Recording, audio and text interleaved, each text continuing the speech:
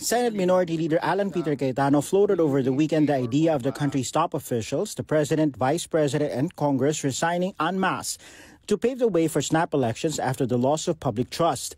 Constitutionalist, retired Supreme Court Associate Justice Adolfo Sevilla Ascuna warns it is dangerous. Its own danger in the sense na baka magkaroon ng vacuum sa governance natin dahil yung mga incumbent baka ayaw na nila gumawa ng tungkulin nila dahil papalitan na sila. Samantalang yung mga papalit wala pa. So there is a possible paralysis na mangyari sa gobyerno natin. Ang snap election maaari lamang mangyari yan kung meron tayong revolutionary government na kung saan ay napatalsik ang buong pamahalaan, katulad ng nangyari noong EDSA People Power 1.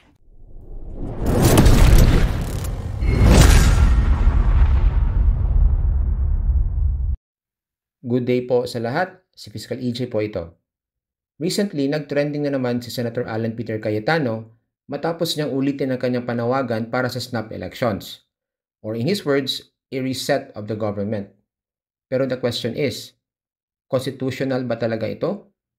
Tara, pag-usapan natin. According to Senator Cayetano, kailangan daw mag-resign sa pwesto ang lahat ng elected officials, from the President and Vice President down to Senators and Congressmen, para magkaroon ng bagong halalan. Ang rason niya, to restore public trust and give the country a fresh start. Sounds noble, right?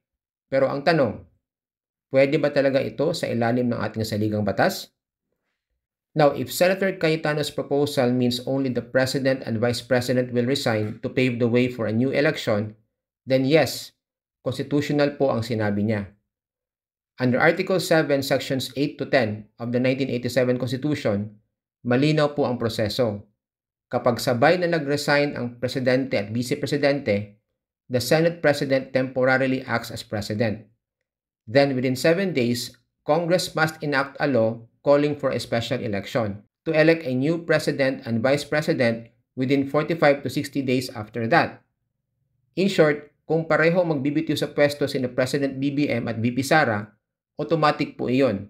May special or snap elections talaga.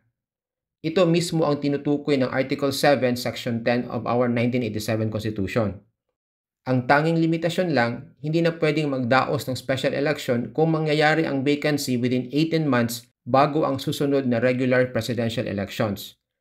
So kung halimbawa mag-resign sila ngayon, there's still enough time before 2028.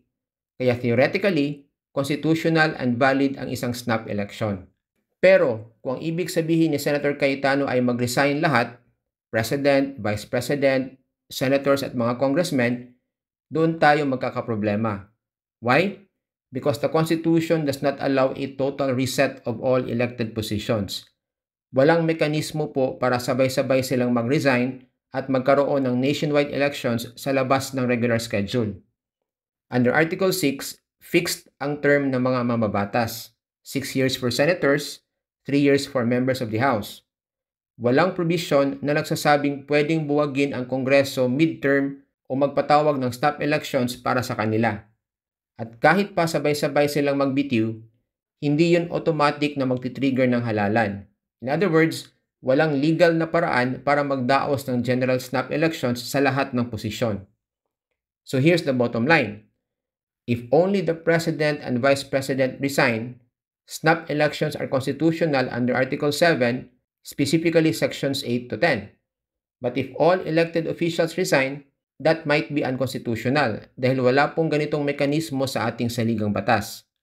Cayetano's proposal may be well-intentioned, but only the first scenario, presidential and vice presidential resignation, has constitutional grounding. So kung pag-uusapan natin ang snap elections, we have to be very clear about which offices are involved. Otherwise, baka ang gusto nating reset, mauwi lang sa constitutional crisis.